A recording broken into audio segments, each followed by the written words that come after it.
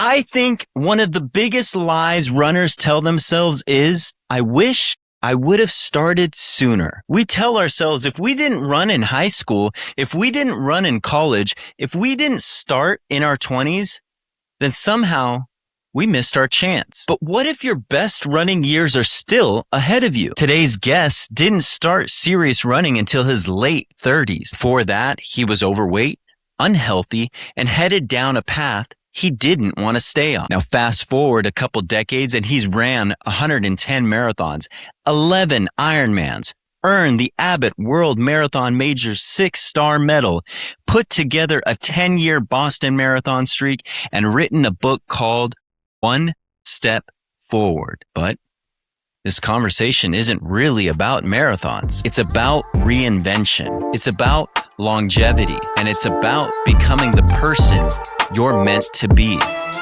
Cue that intro music. Who says you need to fly to reach the top? Keep beating your block till your feet are hot. Get your head out the sand, join the flock. It's okay to run scared, we enjoy the lie. Welcome back to the Ostrich Running Podcast. I'm your host, Nick Miraz. You know, one of the things I love most about running is that it doesn't care when you start. It really doesn't even care if you're fast. It doesn't care if you're talented.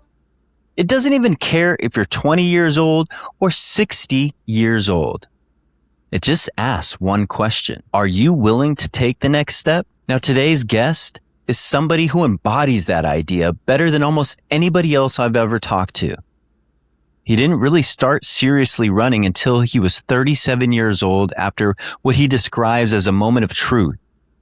Now, since then, he's gone on to run 110 marathons, complete 11 Ironmans, earn the Abbott World Marathon Major 6-star medal, and put together a 10-year Boston Marathon streak with a personal best of 2 hours and 56 minutes. Now, today, we're talking about that transformation and what he's learned from over 100 marathons and how he stayed healthy and motivated into his 60s and why his book is called One Step Forward. 100 life lessons from 100 marathons. Gene, welcome to the show. Please introduce yourself to our listeners. Thank you, Nick. It's great to be here, of course, and what a warm welcome. And hopefully, based on what I've accomplished, I can inspire others today as well. So thanks for having me. I love it, Gene. I love it.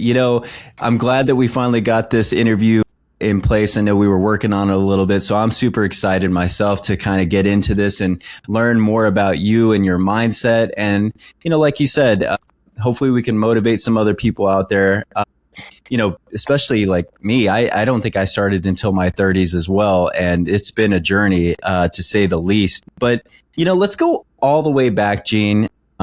Before the marathons, before Boston, before Ironman, who was Gene before running actually entered the picture? Well, I grew up on Long Island, middle class, son of blue collar NYPD. My father was a police officer. Mom was a teacher. So pretty much quintessential suburban growing up. I played a little bit of sports in high school. I did play field lacrosse, which I think that's probably where I got some running skills. I was an attack in midfield, which meant that I had to dip and dodge the defensive men. So I learned how to midi as in lacrosse as well too. So yep. right? You're very agile. Yeah, a lot of movement I did in that. there. I did some wrestling, but I was never really, identified as an athlete. I certainly wasn't identified as having any running skills. Finished high school, went off to college, ended up working in New York City, working in the publishing industry, but also going to school part-time. And then moved away. I ended up working for a food service company in the food industry, in sales mostly in my 20s and into my 30s, sales management. And I had a great career in the food industry, but I also got to sample a lot of food and beverages. I was going to say, I feel like I know where this is going now. Lots of free sampling, and I hit a peak. You mentioned I started really, getting serious around 37. In my mid 30s, I was over 220 pounds. I had a really cheesy mustache. I looked like Pablo Escobar, the Colombian drug lord. And well, they're back in style now, by the way. Yeah, it's back in style.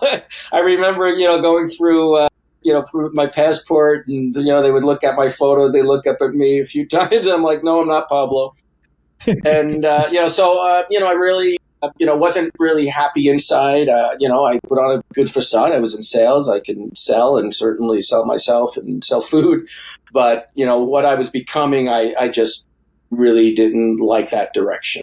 Wow. Yeah. So I know you mentioned that you had a moment of truth. Was there, outside of, looking into the mirror, what you saw and not being happy with what you saw, was there, anything else that was happening, mental side of things, something deeper? Was it, health issues, health scares, anything like that even pushed you a little bit further? Yeah, it was actually on a personal side. I do talk about this in my book. My father was a police officer, and he, I would say, was a moderate alcoholic.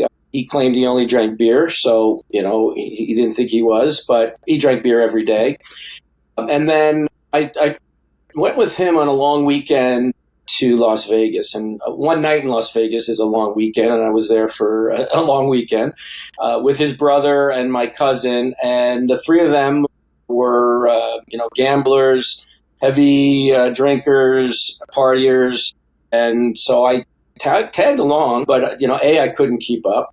And B, I didn't want to keep up with them. And, and at the end of the weekend, I was flying back home, and at the airport actually my dad was in Phoenix. I was flying back to New York, and in the airport, I was in the bookstore. That's what happened. And I'm looking at the magazine racks, and I'm looking at the books, and there was a magazine, Runner's World magazine.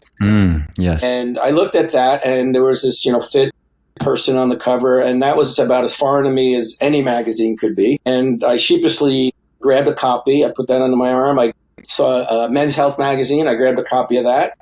Went over to a book rack, and there was a book called Eat Right for Your Blood Type. I grabbed that. And on the plane home, I think I read everything cover to cover. And I just realized that I had to basically, reinvent myself. And, sort of like, there's doors open in our lives, and it was an open door. I'm like, I can either go down this path, or I can take control of my health and go down a different path. And that was really the epiphany that I had, that I didn't want to go in that direction that my dad did, and that, my family, some of my family members, and many people, we have choices, and I didn't, and I decided to take control of my life at that moment. Yeah. I feel like, parents, even me as a parent, I have my own shortcomings, but I think sometimes even our shortcomings provide some of the greatest lessons to our kids. I'm the son of an alcoholic as well, and he went to the very end, passed away, fairly young for 56 years old, and if that was the last lesson that he gave me was, this is where you can head. It was. I'd like to say that I opened my mind up and I saw the light right away, but it still took probably a good 10 more years of running and gunning before. But when my son was born, I knew which kind of parent am I going to be? Am I going to continue on? Am I going to let him talk about me in meeting rooms of AA or something like that? And yes. And I just didn't want that. And that was my crossroads for that point. Back to that magazine, Runner's World. What year was this? And do you remember any of the stories in there? Yeah, it would have been maybe 1986, something like that, 87. 96, 97. I apologize. Nice. And I don't really remember. I just remember thinking these people are out of their minds. They're, but they were in amazing shape. The images of these people, and it was just so inspiring. And I subscribe. I subscribed for many years to Runner's World magazine. Had the calendars for many years, and and it's not just for elite runners. It was really for anyone that wanted to run or jog, whether you run the mile, the 5K, 10K, any distance. And every issue always had, great information, great motivation, great stories, great articles. Men's Health was a little bit more extreme because there was a lot more, weightlifting and but also great articles as well in terms of, just health and nutrition. And so it was just a different world, and that's when the subtitle of my book, Becoming Who You're Meant to Be, it really was a moment of truth that, I was going to re-identify myself. Yeah. The Runner's World magazine has some great stories. Jarrett and I went to Oregon, and his thing is every time he goes to an airport, he has to buy a magazine, right? So we're there together, and he's like, "Oh, we'll just get this one." And I opened it up, and the story in there, and I'm putting this into the universe because I'd love to talk to this woman, but basically she got picked up by Russian KGB at some point. They put her in prison, and she was running in her cell, just circles in her cell, going, just to keep her sanity for many, many years. And that's kind of what kept her hope alive. Right. I thought it was such a great article, such a great story. And I think that's also like what I try to do with this podcast itself is, there's so many stories out there, especially, you've been in a lot of races. You've gone and met a lot of people, I'm sure, throughout your career of running. We just meet incredible people. It's not the ones that are just well known. There's so many stories out there. And, I'm so grateful that you're here sharing yours, because I think, we're going to really like learn a lot about ourselves. And, it's like the audio book of Runner's World magazine here, right? That's awesome. So let me ask you this, Gene. Why running? You had the Men's Health magazine, you had the Runner's World magazine. Why didn't Gene become Mr. Universe versus why running? What attracted you to running? Yeah, that's funny though. The one thing, I don't really like physical pain, I don't think I could have ever been a boxer. I did wrestle. I didn't enjoy it. But I can run. I can stay out there for 24 hours, which is it's more of a mental pain than a physical pain, right? Yeah. So, I talk about it in my book. When I got back home, the first thing I did, I went out and bought one of those sweatsuits like Rocky wore, with the and I went to the local store, bought one of those, and I literally, I was like Rocky. I stood at my corner, and I started to run up the street, and I ran to one telephone pole and like nearly collapsed. And then the next day I did 2 telephone poles, and then I would do 3. And it just, obviously, you don't get the runner's high from running a telephone pole, but there is certainly a rush or you definitely feel more euphoric. For me, running more than any other sport. I also cycle. I've done, lots of other things, but running is the one thing, you get that runner's high. Yeah. And you don't have to go out and kill yourself to get that, but it's just such a great feeling running. And I caught that right away. When it hits, it really does hit. You find that like flow state where you just feel like you're flying and you're going, and I don't know how to explain it to somebody who hasn't experienced it. Most of our people who are listening have experienced it, I'm sure. And there's no other feeling like just hitting that flow state. That's just incredible. Did you ever imagine that you'd still be running, 25 years later? No, so going back to my youth, in early 1980s, I was in New York City, and I remember I had a camera with me, and I found these photos, and I was watching the New York City Marathon go by. We just happened to be in the city with a bunch of friends. Yeah. And I was on 59th Street, and I remember Freddie LeBeau. He was a god in New York City at the time. And I remember the car went by with Freddie LeBeau, and everybody's going crazy, the lead car. And then there was, Greta Waits, and I forget who some of the other, but so many great names from that day were running by. And I always remember, Nick, that moment was like running in the New York City Marathon to me was like going to Mars. Sorry, going to the moon, I should say, going to the moon. Yeah. Running the Boston Marathon was like going to Mars. And that, and when I first started running and, was able to get myself up to a marathon distance, one of the first things I did was I applied to the lottery for the New York City Marathon, and I got a spot. My third marathon, I ran the New York City Marathon. Wow. My second marathon, I qualified for Boston, by the way. That's where is that where you qualified for Boston? Yes, my second marathon.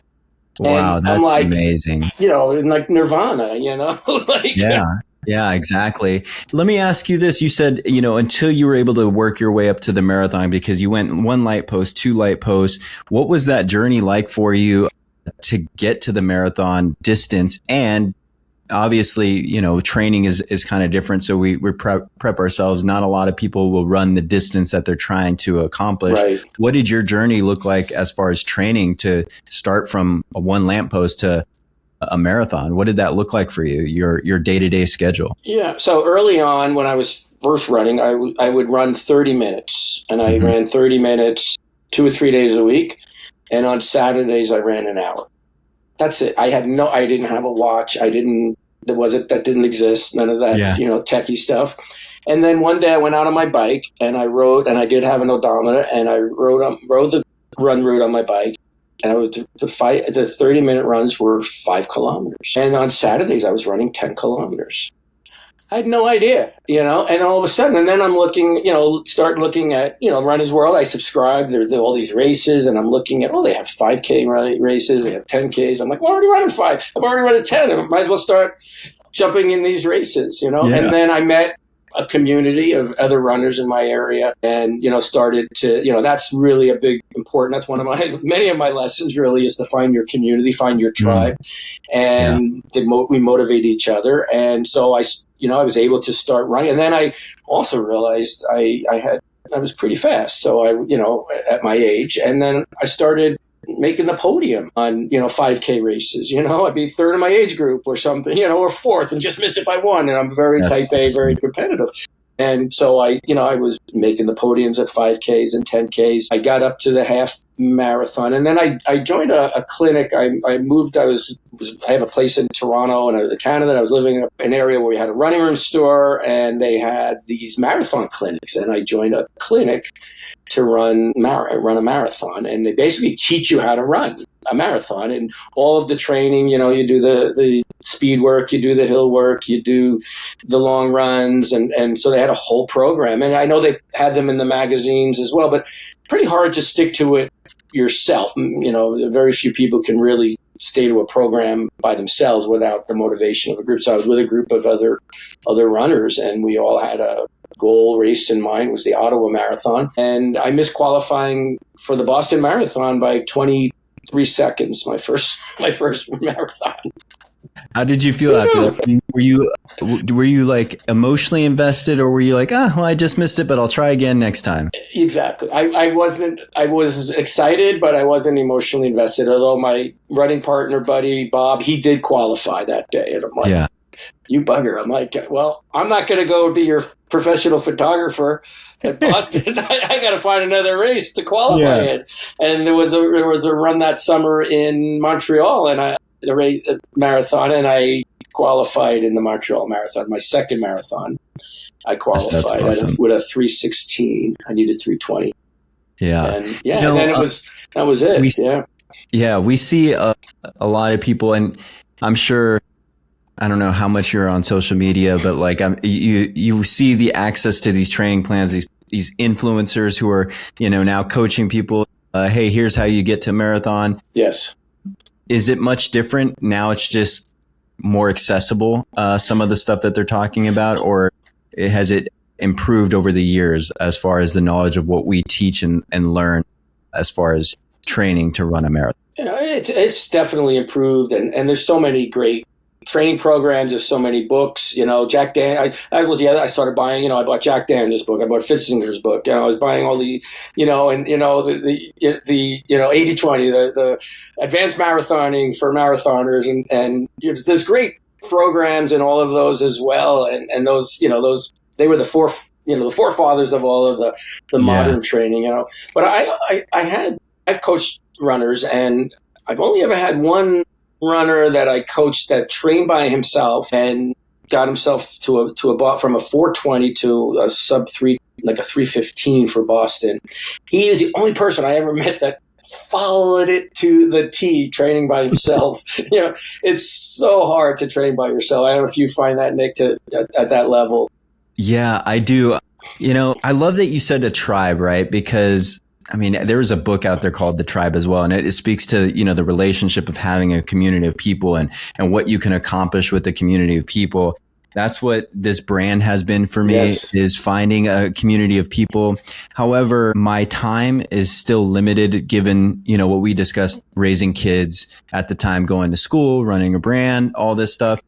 a lot of my training was alone, and it's very difficult to run alone, but I also kind of thrive in that. And I don't know if a lot of that was from my military experience, where I enjoy peace, quiet, and just, going alone. But I will say I've been more involved in running with groups of people, and it's so fun because you get to push each other. You find people faster than you, and you just try to keep up, and it pushes you. And I think that's what running's about.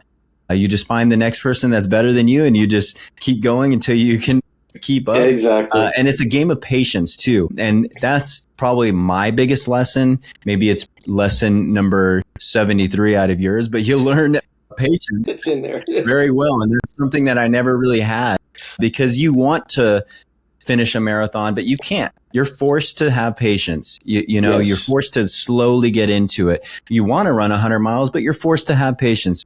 When you're in the race, you want to be done with it, but you have to patiently take your time. That's right. And so I think that's my lesson that I've learned. But running alone is hit or miss. Some days I enjoy it. Some days I enjoy just the peace and quiet, right? Right. Some days I run alone. Yeah, I do run. Yeah, I have my trails that I run alone. But I know when I'm being more competitive, definitely, as you said, running with others and runners that are faster or motivating each other will definitely increase your odds of having a better run than going it alone. Exactly. So looking back on everything, what would you say was harder, starting to run or staying consistent? Good question. So one of the things I tell new runners, every time I see somebody say, "Oh, I tried to run, but my knee hurt, my knee wouldn't let me run," or I got IT band issues, or my ankle, or my, I don't know. I probably have had every minor injury, at least, that any runner could possibly have, and you've, not that you want to push through, but you're going to hurt, and I always say, if you're hurt, everybody's hurt, keep going. If you're injured, stop.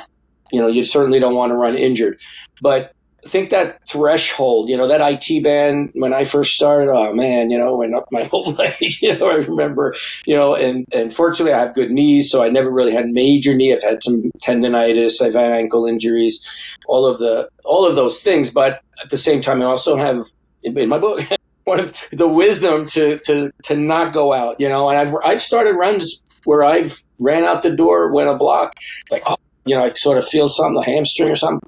I stop, turn my watch off, and go home.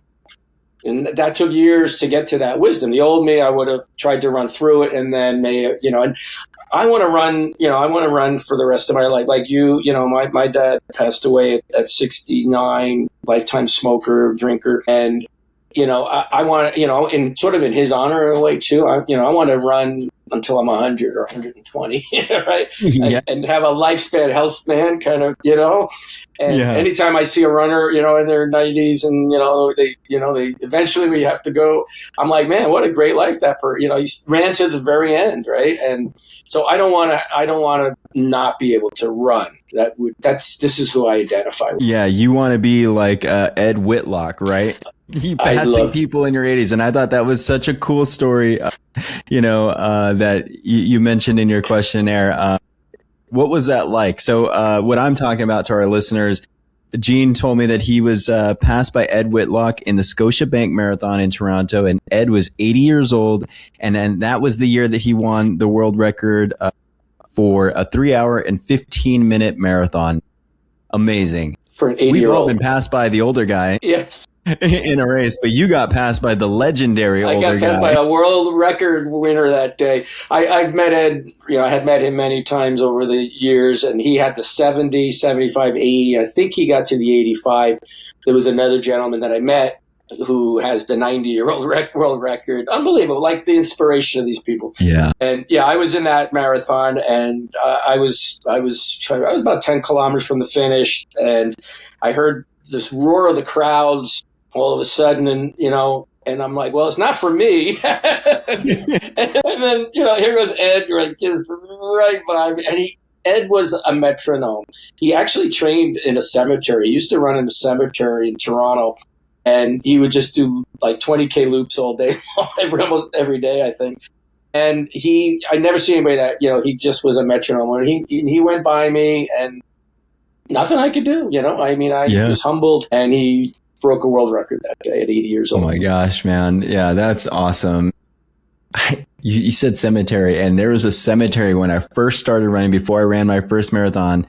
I'm here in Orange County, and I was in a different spot, and you could run this road called Beach Boulevard, and it would take you all the way to Huntington Beach. Yes. And then you can come back around. But nice. In the early mornings, I had to cross this big cemetery that was there, and it was always dark. So you would always know that my pace would pick up very nicely when I would cross that cemetery. I'm like, this is a kind of eerie feeling. Let me just go ahead and pick up the pace a little bit. Exactly. But it is a tribute and an honor that I give to anybody, obviously, and to be, we're still at it, and we're gonna persevere. Yeah. Yeah. No, I love it. So, kind of moving a little bit more down the years, right? You had your initial start at like, this is something that I want to do. This is interesting to me. At what point was there an obvious moment for you, Gene, that it was something that you did and it actually became a part of your identity when running became a part of yourself? Yeah, it hit me a few times at work. I was a corporate trainer, and I became obsessed with running. I noticed like everybody knew I was a runner. Right? Everybody, yeah. And I remember I was streaking runs and marathons. And I remember my president was introducing me to somebody, and he came by my office and said, "Oh, this is Gene, and how many marathons have you run?" And I probably ran 30 or so. I've run about 30, 5 this year. And their eyes just glazed over, and they're like, "And let me take you over to this person." And they just I walked, and I'm like, you know what? This is who I am. This is my identity. And I always tell people, work is what I do, but running and being a runner is who I am. And, so many people identify with work. And I realized, I love my work. I love to work hard, but this is my identity as being a runner. And I think that's what it gives us as well, right? We find ourselves, our true identity. It's not because, you're in sales or whatever we do. It's really, who we become. Yeah, you're so correct in that. You finding your identity, right? And not even having running be your identity. It's just those moments that you find things about yourself. Specifically for me was, the 100 miles, the 100-mile run. Yes. You find like this threshold and beyond of what you're capable of. And it changed my life. It changed my life completely, that I could push through pain that way, that I could push through a distance that way, that I could finish something that I started. And it changed my entire outlook of life. And this is just recent too. But I think that a lot of people find that in no matter what distance you do. I mean, can I run 5 light posts, right? That changes your identity. Absolutely. Right. Yeah. I was 4 last week. Now I'm 5, I'm new and improved. Yeah, exactly. Right. And how incrementally small, but still. Yeah. And what a joy to start running, right? Because every distance is a new PR. As you get further in your journey. And it's so great to be able to, have that, especially in people like us who started later in our life. Not a lot of people, I think, Jarrett and I were having a discussion. This was probably 4 years ago. And he brought up a stat about, I think that there's probably, I forget, and I may be misquoting this, but let's just say the numbers, but maybe 80% of people past 35 will never sprint again in their life. Isn't that unbelievable? I believe it's so wild. And, being able to push past a boundary of what the standard is, that's what's awesome to me. And you become part of this really small group, even as popular as, running has become in the recent decade.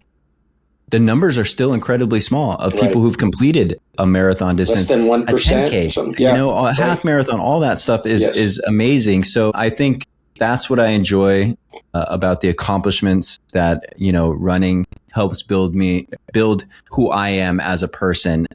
And I think the growth is just amazing. So you like you mentioned, work is what you do. The runner is who you are. Could you elaborate a little bit more on, what that is for you personally? Well, I pretty much, I can't go a day without thinking about running. I don't run every day now. I run about 5 days a week, but that's still always amazing. It's always in the back of my mind. Like I get up in the morning and either I have it in my calendar or, okay, here's my work or day schedule. When am I going to fit in that run? And I'm almost anxious until I can either, I'm more of an afternoon, evening runner, but if I run in the morning, whenever it's going to be, I have to get out and I have to at least do 30 minutes or, and so that's, part of my lifestyle, and speaking with you and I've got my tribe. I'm on all social media.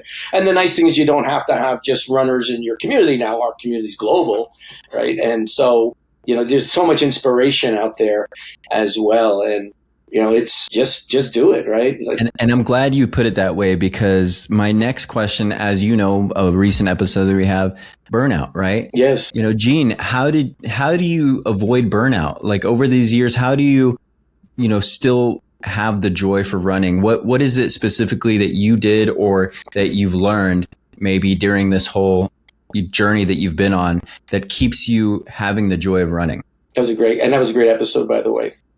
Thank you. We all can relate to that. I have friends, well into their, I have a friend, he's 69. He just DNF'd, but he just DNF'd on a 100-miler at 69. I've got, my tribe of friends, in their 40s, 50s, 60s are either trying to get back to Boston or get to Boston. They're going to run a 50-mile or a 100-mile or even for me, like when I travel, like if there's a 5K family and fun run, I'll jump into that just because I want to actually be around runners. And so it's not it's not always about the long distance, but it's about having a goal. When I was, really into it, I was signed up for 4 or 5 marathons, right in a row. Yeah, I've only got 2 right now. I'm feeling really, I got to maybe need to sign up for a few more. I've got a 50K in August, and I've got a marathon in September that I'm looking to qualify for Boston. I ran Boston again in 2022, and I love the Boston because again, that's going to Mars. Like it's unbelievable when I'm there. I got goosebumps for 26.2 miles when I'm in the Boston Marathon. That just seems to be my juice. But but I also love a 50K or 50-miler. I think I'm cured of the hundreds. Have you attempted 100? I did. I completed one. 24 hours, 23 minutes, and it was awesome. You said enough of that. I'm good. I'm good. I like the 50-miler, 50K. But it's not like going from 5K to 10K, right? Going from 50 miles to 100 miles, and then now with all of these 250 milers and all, man, I love to volunteer at them and I help people, but but it is like you said too, though. You dig so deep and you find out so much about yourself. Yeah, and it's unbelievable that we were able to accomplish.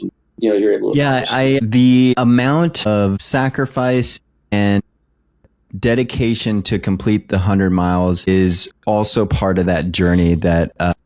Is an accumulation of everything that you let go at the end of that, because, it's a little different. It's such an investment, right? Yes. And that's where, like you started out race after race after race, marathon. Okay. Now there's ultra marathons. How many of these can I do? 50 mile, this, that. And it was, you get excited about something. You want to do it all the time. So I had that first initial run of, signing up for every race that I could. Yeah, right. Now I've not purposely, but I just found my balance where, 4 races a year is good because man, it is an undertaking to go on a 100-mile run and be out of commission for as long as you are after. Even the prep leading up to it, right? Getting all your drop bags ready, getting your kids out there, my wife coming out there, your whole crew takes a toll. It's really tough out there to do a 100-mile. And that's not to discourage people from it. It's just to appreciate the magnitude that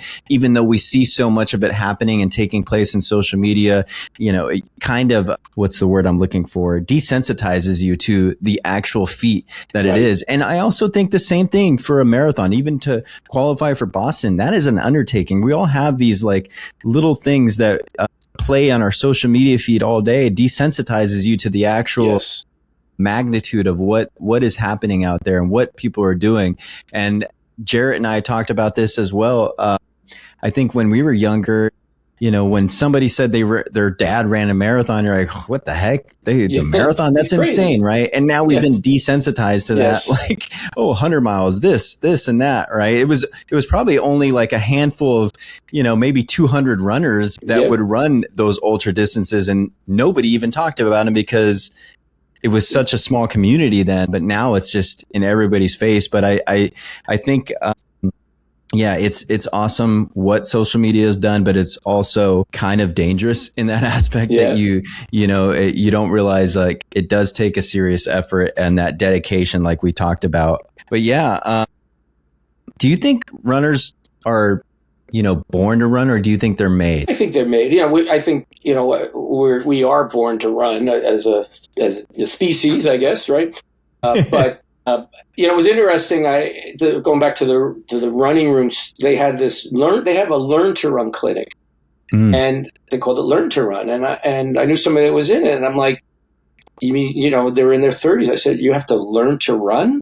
Didn't you run? Didn't you run as a kid? You know, don't we all run as kids? And that person said, well, you know, I really didn't have a great childhood. I really didn't play in sports, and I really, you know, and she didn't even know how to breathe properly through her nose and her mouth, and she was, and I'm like, wow, okay, you know, so, you know, maybe I would say I was gifted that at least, you know, I was athletic, and I ran with my friends, and we played tag, and we did all those things kids do, and ride bikes, but there's a lot of people, you know, that never had that maybe either. So I think, but it is, you know, I used to joke, it's a very inexpensive sport to get started. All you need a pair of running shoes and a pair of shorts, you know, and a t-shirt, and then you're in it for about $20,000 after you buy the watch, the $300 Nikes, and you know, and the right, you know. But especially you see the 200-mile races that it's like $3,000 to even you're financing a race now. Oh, right, and then you've got to, you know, I just ran a marathon a month ago. I had the gels. I had like $20 worth of gels on me, just with gels. I was like, wait a minute, this is not a really cheap sport anymore. But it is still inexpensive in terms of just being, a solo runner. Really, a pair of running shoes and a pair of shorts. Yeah. No, I totally agree. Is there a specific race that you can recall that it clicked for you? And I'm assuming that it might be Boston, but where you just like felt like this is where I belong. Probably, from the first time I finished a marathon. Honestly, like it just seemed like that was like. For me, it was such a, amazingly lofty goal that I, couldn't. And so I wasn't a one and done person. Yeah. And that's great. People, that's their goal. Do one, I'm done. I just felt like, I can handle the distance. I can handle the training. And, I just love the camaraderie and the sport of it.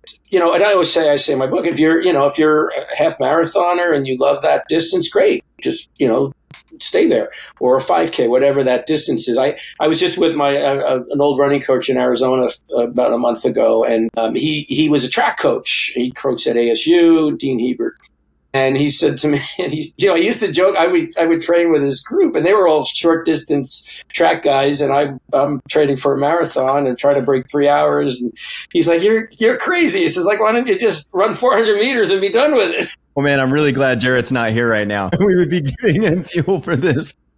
Right? Yeah, I would rather stay out there for, 26 miles than run 400 meters and want to puke. Yeah, exactly. Yeah, no, for sure. Yeah, I it's crazy. I mean, why do we even, I'm not going to give Jarrett any fuel for his argument here. We're not going to go into that. So like outside of running now, what did you personally start seeing like change in your life as a result of running? Yeah, the difference of what you saw in your day-to-day life. What was it?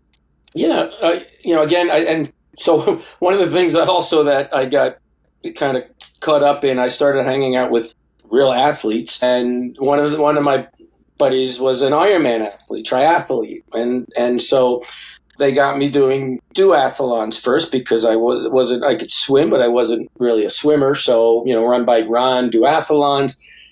then they threw me in the water and made a swimmer out of me. So I ended up becoming an Ironman athlete as well. And so, I have the ability to stay out there all day, whether I'm running or, swim, bike, run. And so again, maybe part of the identity, I still really don't consider myself an athlete, but I've done very well, so I guess I am. And, and I think that's where it comes back to becoming who you're meant to be, because, not having been identified as that, and, pretty much anybody, if you're, moderately healthy, can aspire, and so I think that's part of, what has happened to my transformation. Yeah, no, I agree. Now, as part of that transformation, and I speak to this a lot, and I'd like to hear your take on this. Do marathons get easier for you the more you run them? No, I once ran 6 marathons in 6 weeks with another friend of mine. Which is incredible, by the way. We were racing each other. I mean, insane. It was insane, and we were in our mid-40s, and he over the 6 marathons, he averaged 3 hours even. I averaged 3:01. We both had 2 sub-3-hour marathons within 6 weeks. It was incredible. And it was, I wouldn't say not easy. It wasn't easy, of course, but I was in a really super fit place, right, at the time. Yeah. So I think the part that, doesn't get easier as we get older, is it's not as easy as it was 20 years ago, or 15 years ago. But it's still, I mean, it's a fun in a sadistic way.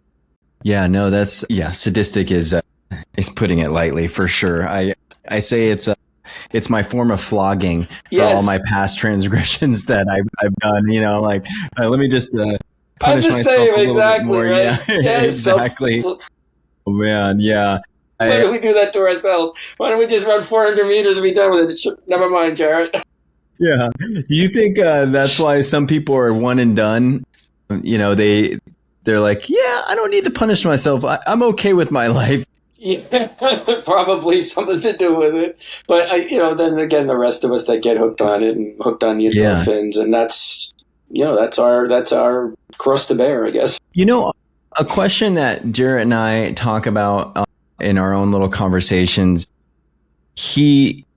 we've noticed a lot of people have a lot of past traumas, and those are a lot of people that continue to stay in this running sport and push these distances and push ourselves mentally and physically, that a lot of us have found solace in from our past traumas from this. Have you met anybody who's just doesn't fit that trauma mold and just has found running and enjoyed it? Or is that only the prerequisite for running as much as we do, is to have a trauma-filled life that we've been through? Yeah, I think, there's both, really. Again, some of the athletes that I know, I know Olympic. I run with Olympic athletes. I run with he was a cross country ski champion, like really like serious. They were athletes and came from good families that didn't have that trauma.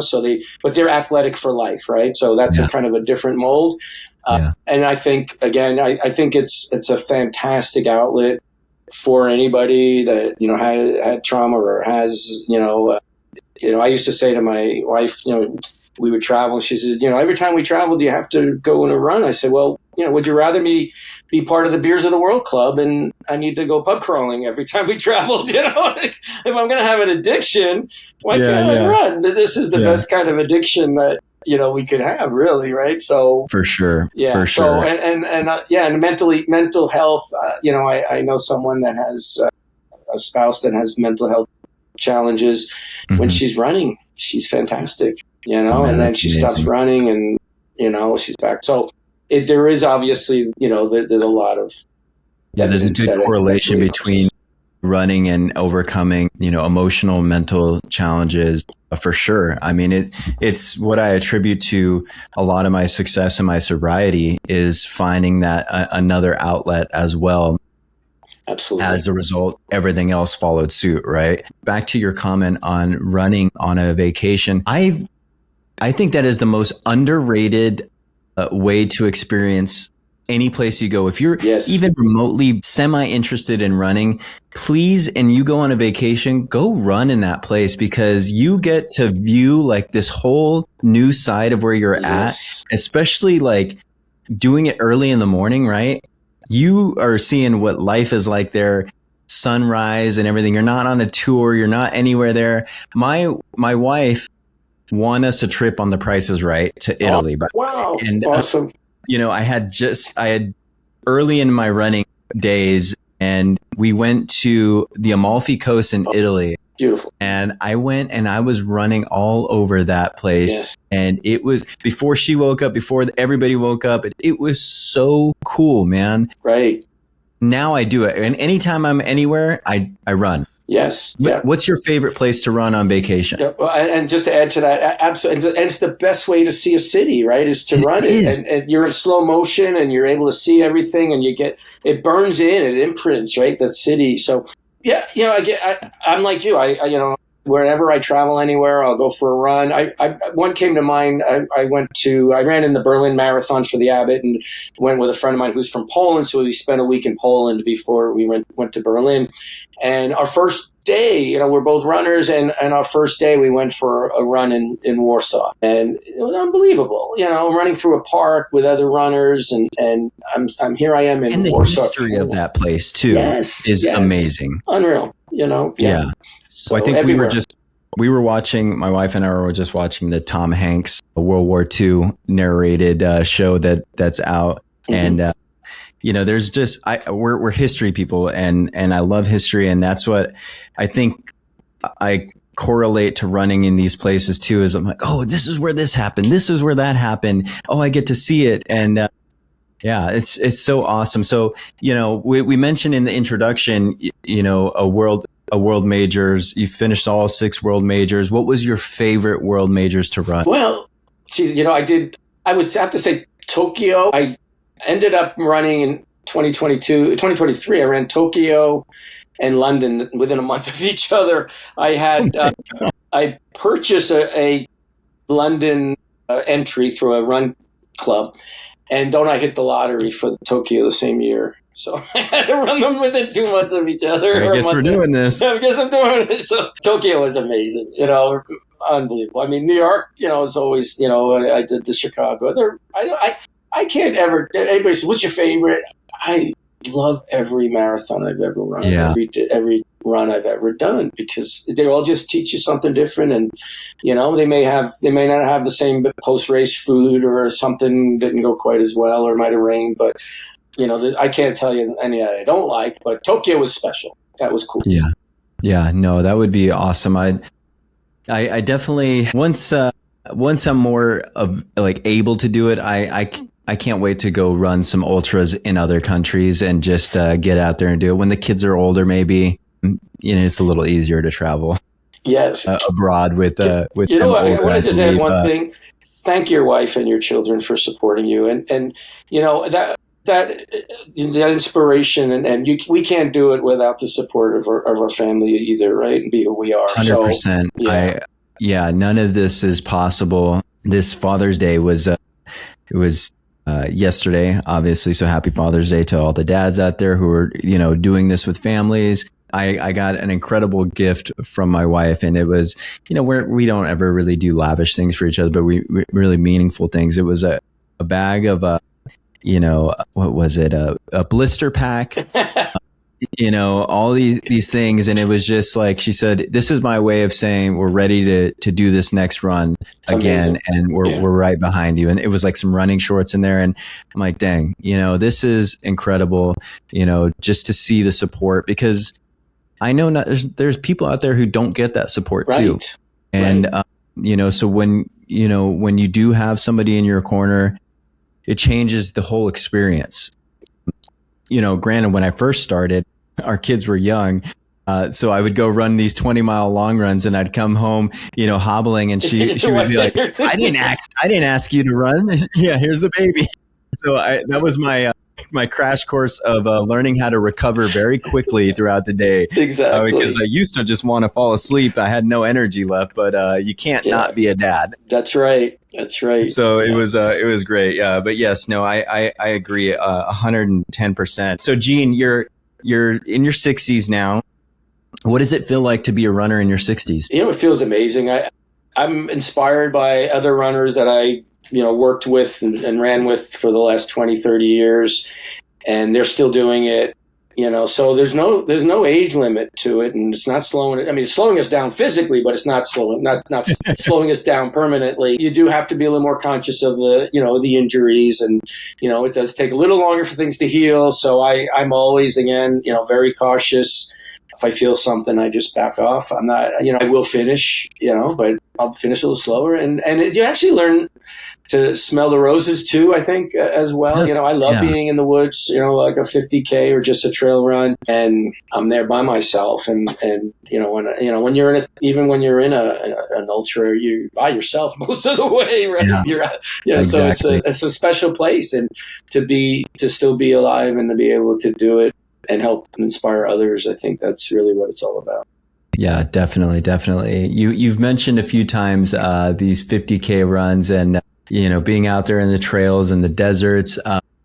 Do you think a lot of that comes from where you started running? I mean, you were right in New York, and I've even told my wife, I got to take you out there because, when I was in the Navy, I go to friends' houses who are from New York, and it's a whole nother experience. I mean, you don't get how populated it is until you really get there and you look out at night. You're out there in the city and it's just the hustle and bustle. It's completely different from LA where we're at, where it's more spread out. It's all on top of each other. Do you think that coming from New York, you found like a whole new appreciation for that nature and being able to be out there? Oh yeah. When I lived, in New York City, we sort of, I would say, snubbed our nose a little bit about upstate New York, and because we're city, right? And I love upstate New York, Syracuse. I've got great running friends in Syracuse. I'm doing the Green Lakes endurance run there in August, and all through the Adirondacks and Catskill Mountains. It's fantastic, and then the desert. I get into the desert. When I'm in Arizona, I just can't get enough of it. So yeah, absolutely. You sort of outgrow the city. I think it was Kurt Vonnegut. He said, you should live in a big city once in your life, and you should live in the country at least once in your life, and kind of have an appreciation of both, right? So I've got family from actually Huntington Beach. I know California. My grandfather lived there, so I spent a lot of time there as well. And so we do with what home is where we hang our hat. I think is, something I like to say as well, but there's always, somewhere that, you find your runners and you go, I've never seen that trail. There's a trail there. Look at it, I'm still finding new trails out here. And somebody's like, have you ran this? No, where is that? And then you get out there and you're like, how have I missed this trail for so long? Yes. This is right in Laguna Beach. Yes, I just had one in Phoenix about a month ago. I'm like, where's everybody going? There's a little hole there. I'm like, oh my God. And it runs along, I'm like, 10 years, I've never seen it. Oh my gosh. That's awesome. That's so cool. Yeah. So, let me see here. I have a few other questions, but I really want to jump into your book. To be honest, what made you write this book? Well, for some reason, I have a photogenic memory of every marathon that I've run. And when I say marathons and beyond, it's just a really bizarre thing that I actually have a lot of good recall. I did take notes along the way, so I had that, but it's autobiographical. It's my journey. And I can, for some reason, I can't tell you what I had for breakfast yesterday, but I can tell you what the weather was like in the 2012 Boston Marathon or New York City in 2005. It's like really. Yeah. But do you find that I find running, especially racing, there's some sort of an imprint that burns in, and I can remember so many things about it, about each one. So I had that, and then it just became, I got to the 100 marathons, and I've always learned these lessons, and I thought, what, I've got to write my book, and then I've got to, pull out these lessons, and I've pulled out 110 lessons. But really, again, the subtitle becoming who you're meant to be, because it's I didn't know I'd be an author. I didn't know I'd run 100 marathons. I didn't, it just, this is who I am and and that's what I want to inspire other people when we're young, not having had that maybe, from my parents, getting that inspiration. I remember I had a boss that once said to me one time, you're going to do, great things one day. You've got something in you, and it kind of stuck with me. I wish I had heard that. So I talked to, parents and that you never know, that one little thing you say to somebody or you inspire, it could be that spark that ignites who knows, an Olympic athlete or somebody that, inspires their business to, great heights. So we have the power to do that, but yeah. Out of the 100 lessons, what's the number one lesson? I think just, one step forward, just, move forward, keep reinventing yourself and you never know who you're going to become. You don't know it's a journey, right? Life is a journey. And at the end, I want to look back and say, man, I made mostly good choices in my life and I have no regrets. Yeah. You have one lesson in there that applies to, everyone, not even just runners, like non-runners, like my buddy Jarrett over here. Is there any lesson that we can all take that would apply to all of our lives? Well, nothing works for Jarrett. No, I'm kidding. Well, it's actually funny. I do have a business book I've started called The Marathon Mindset for Leaders as well. And I think, life is a marathon. It's not a sprint, and we talked about that earlier. You progress very slowly. You don't lace up shoes and run a marathon. You lace up shoes and you run 100 meters. And so anything that we do, you go to school, you go back to school and you get a degree, that's a marathon. That was years of hard work, right? Just getting out of high school or just, and then getting a job and then having a career. So I think that's the application, is not to think you're going to win the race on day one. If you take a job, start off slow, build yourself, learn more, like we do for running. Same thing, invest in yourself, invest in your mind and body, and you will become something great. As we wrap this up, if there's somebody listening, that feels like they're behind in life, somebody who's, in their late 30s, late 40s, late 50s, even late 60s, mm-hmm. and they think that they missed their chance, what would you tell them? I would say, you don't know until you try. When you're, again, we're, keeping it run related, but, you're racing against yourself, first of all, or running with yourself, yes. And then, if you do enter an event, it's fun, we're having fun. We're, people in their 40s, 50s, it's a fun. It's not only, it's fun. And so you can still accomplish great things. And if Ed Whitlock can become a world record holder at 80, you can still accomplish. Ed was built a little bit different, because that is insane, man. Even insane. The times that he was posting there towards the end is just. Well, 70-50 he was sub 3 hours, I think, at 75. So dreams and goals and aspirations for myself, I could tell you that much. Absolutely. Yeah, no, I agree. I think everything that you said, that you talked about, is so true. And just the main thing that I got from a lot of it was, take that step forward, right? Just start something, yes. Right? And when I asked the question earlier about, is it starting or being consistent? I think it's starting is always the hardest, that hardest part, because, when something's in motion, tends to stay in motion, right? Exactly. When you have that momentum going, it's easier to keep it going. The hardest, absolutely, when I look back at my running journey, that is the one thing that stands out to me the most in those early days, was getting up there, doing the 1.7 miles, being completely dead and out of breath, and being like, I'm going to do this again tomorrow. That's right. I'm going to do this again the next day. And I look back at it, much like my early sobriety days, how hard and how insane it was to even just keep another day sober, right?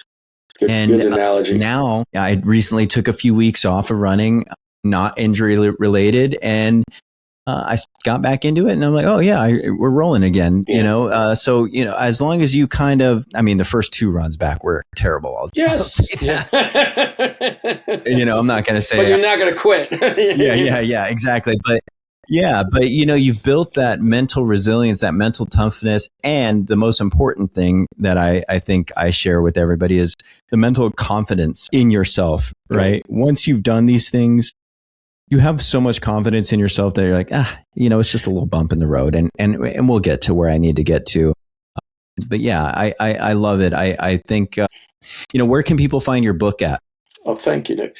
It's on Amazon. It's my name, Gene Jochen, and you can find me there. And I'm also in Barnes & Noble as well. So kind of all of the major outlets. Yeah. Yeah, thank you. And nice. I'll make sure I link it in the show notes as well. You. Anybody looking for it, they'll have the Amazon link, the Barnes & Noble link. And I can't wait to read it and get into a little bit more. I think it's awesome that you put together your experience, and that's what a lot of this running world is shared experience. Yes. And that's what I love about running. I mean, you mentioned you have a business book, talking about business, and this, me being an entrepreneur in this space, I've learned, always share everything that you've learned, right? It makes you better as a person, healthy competition. You're going to learn a lot about yourself. So that goes with, running. I love that people are so open to share their experiences, what they've been through, because if you could just look at that, you'll see that you're going to go through a lot of this stuff as well yourself. But yeah, I think that's one thing that I would take with me throughout my life is all of those shared experiences. As I close this off, is there a last message that, you can say to our listeners, anything that you wanted to say, anything, you have on mind? Well, you just mentioned the word confidence, and we didn't talk about that, but that's something that, running gives you as well as you become who you're meant to be. And it applies to, your life overall as well. And that sense of accomplishment, whether it's you're running a 200 meter, a kilometer, 5K, 10, you've transformed. And that gives you an edge over the next person because you've made a major hurdle in your life. So that confidence will carry you forward as well. Where can people find you on social media? And I'll make sure I link it in the show notes. Yeah. So just my name, I'm on Facebook, and then I do have Gene Jochen. I do have an author page as well for the book as well. So, and I have a speakers, genejochen.com. Gene, hang out for a minute after I close the show out, but I want to say thank you so much for, spending some time with me, just talking with you. I knew that this was going to be such a fun episode, and I'm so grateful for your experience and, just spending some time to share your story with me. It's something that I can't thank you enough. And, everybody who comes on this show is family after they come on this show, and, nothing changes here. If you ever need anything, you please, don't hesitate to reach out. Maybe if we're in Arizona or at around the same time. Excellent. I'm actually doing the Route 66 Ultra Run this year. And so that's going to be my PR distance, hopefully, fingers crossed. Right. And, we'll have another story in there, but, anything that you need in the future, you please don't hesitate to reach out. I'm here to support in any way that I can. But like I said, please hang out for a minute while I close the show out. Thank you, Nick. Fantastic. Yep. Well, that's another episode of the Ostrich Running Podcast. Thank you so much to Gene for coming on. I think everything that we kind of talked about is so true. Just taking that first initial step. It's the hardest thing that you can do. But if you're out there just starting your journey, just starting, these first runs, there's a whole world that you're going to be experiencing the more that you continue on this journey. There's a whole community of people out there. Like we mentioned, a tribe. You're going to find that this tribe that you're in is going to take you to places that you never thought you would be able to go to. Experience things that you've never thought you'd experience in your life. And along the way, you're going to find something about yourself that you didn't even truly know was there. But I think it's amazing that we get to meet people like Gene, that we get to share these stories. And yeah, I'm just happy that you guys hung out and listened to this interview. And, we're going to keep bringing more interviews to you as this journey goes on. But I want to thank you all again for sending some effort into it. We really enjoy doing this. So thank you so much to the listeners out there. Until next week. Cue that outro music. Who says you need to fly to reach the top? Keep beating your block till your feet are hot. Get your head out the sand, join the flock. It's okay to run scared, we enjoy the lie. I'm an odd kid, like an ostrich. I got a pod, kids, here's a topic. Blaze your own trail, don't be cautious. 2 birds, 1 stone's how I rock it. Can't make an omelet without breaking a shell. But they say grew up, now I'm raising hell. Haters gonna hate, yeah, they praying you fail. So put in the work, whether pavement or trail. The grades fell down, but they got to the feet. Run your own race, put this pod on repeat. Shake your tail feather, keep nodding your beaks. Ostrich gang, or you're not my peep.